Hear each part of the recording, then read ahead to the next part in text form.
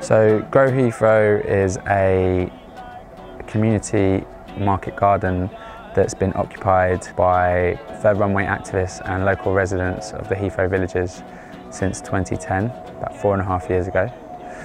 And it's a space where not only do people come together because they oppose the third runway, but a space where they come together to work out how to build resilient community that can survive threats to its well-being, whether it be the threat of a third runway bulldozing the villages, the threats from economic austerity, or some of the long-term threats that we might associate with peak oil and climate change. I'm just going to take you on a little tour of our resistance strategy. So we have various different systems like this around the site. So we have lock-ons up high all over different parts of the site. We've got lock-ons on the ground, we've got lock-ons in certain parts of secure buildings, so you want to multiply as many people locked on as possible. These are going to be really important when the airport come along and start evicting people from people's homes. So, you know, if people don't necessarily have a large group of numbers to support them outside the gate when they're being evicted, you know, people can build these in their gardens, or, you know, even have them in their houses if they want, but we've been showing local residents how to use these in the house. Okay, so down here we have a tunnel. This is quite an extreme resistance strategy, but you know, third runway is quite extreme for our environment and for the people whose communities are being disrupted. We'd send a couple of people down there. We've got this very heavy lid that we would then put over this hole.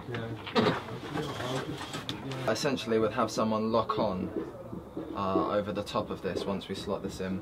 I say runway, you say no thanks runway! Runway!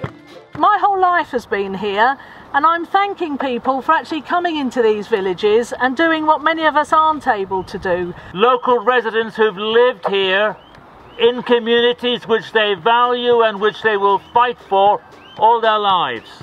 In fact, my grandmother,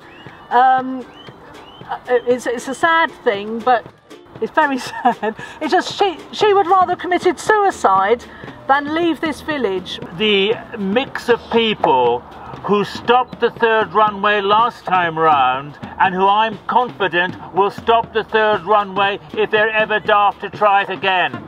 Grow Heathrow was just started as a way for people to learn how to grow veg and, you know, skill up in you know, those kind of post-peak oil skills, and, you know, for a few months and meet some nice people, and now it's been around for 4.5 years.